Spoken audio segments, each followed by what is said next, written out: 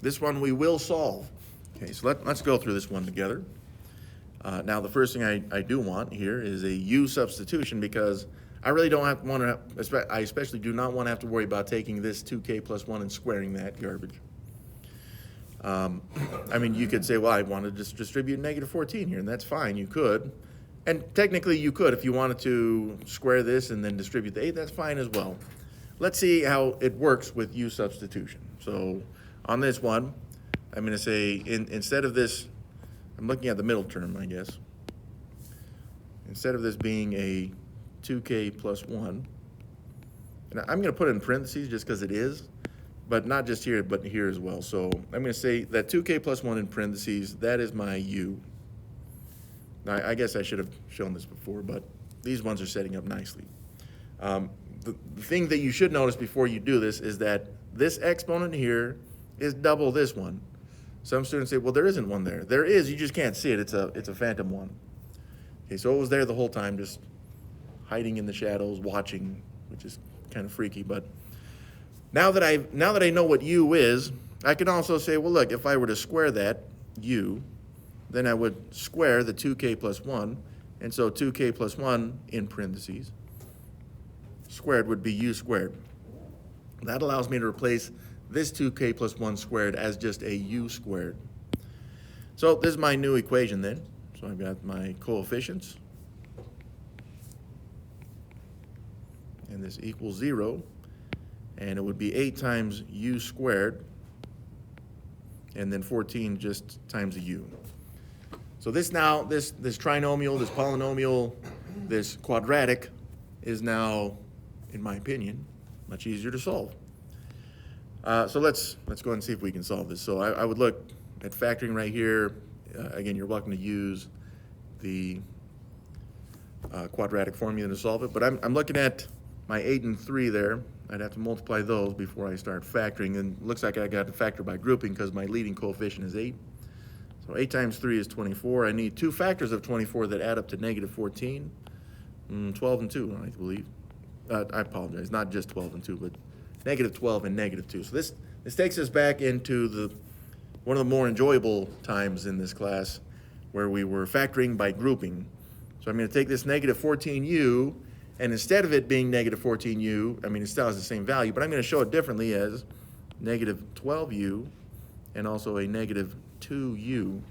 Now I still have the rest of this equation, right? So I got my 8u squared, and I still got my plus 3 equals 0. And now, of course, factoring by grouping. So right here, I'm going to look at this group first, and from those, I would factor out, looks like a 4u. Okay, so what am I left with in here? Looks like I would be left with the 8 divided by 4 would be 2. I took out a u from the u squared, so it's 2u. And then negative 12 divided by 4 would be negative 3, and then we yanked out that u.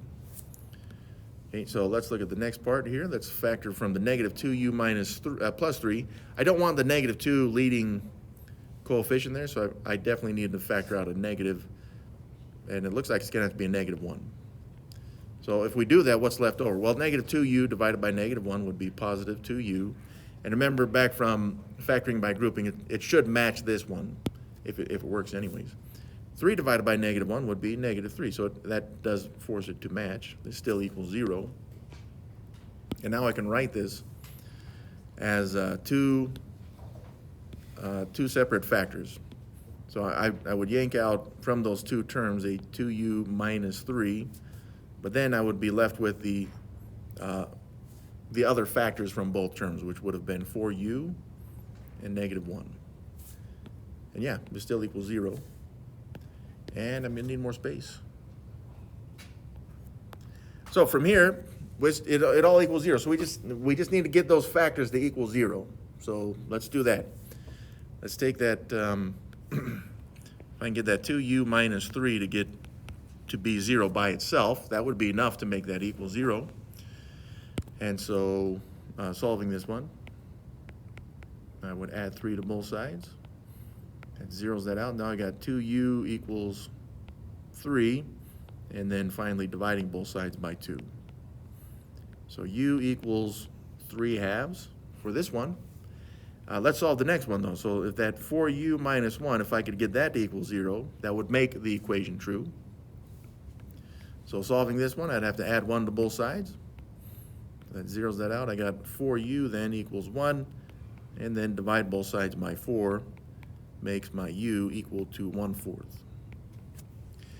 All right, now that was most enjoyable, but we are not finished. Like I said, I tend to just solve that, and it's like, look, we factored and we did some substitution, and we feel really good about that. Or maybe we don't. Maybe we hate it. Welcome to math.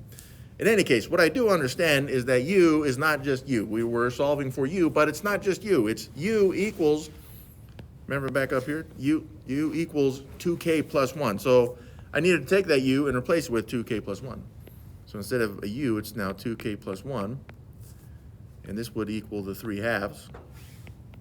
But also this other u over here, this would be 2k plus 1. And that equals 1/4. A little bit more space there. So let's solve these now. All right, so I'd have to subtract 1 there, so that'd be 0 that out. So I got 2k, 3/2 minus 2/2, there'd be 1/2. And then divide both sides by 2. Tells us that k here is 1/4. Okay, that's pretty good. How about this one right here? So let's subtract 1 from both sides. So that zeroes that out. I got 2k equals 1/4 minus 4/4 would be negative 3/4. And then now I would divide both sides by the 2. And then k equals negative 3/4 divided by 2 would be negative 3/8. I suppose you could use the decimals on those, but I think that's it. Well, k was the original variable in the original equation, which means that it appears that we have solved the problem. Now, we only got 2 answers.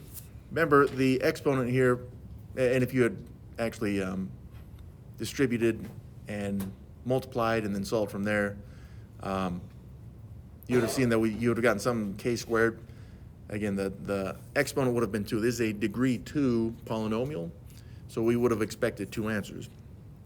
Now you can check. You can replace k with 1/4 and negative 3/8, but I've done that already. Excellent.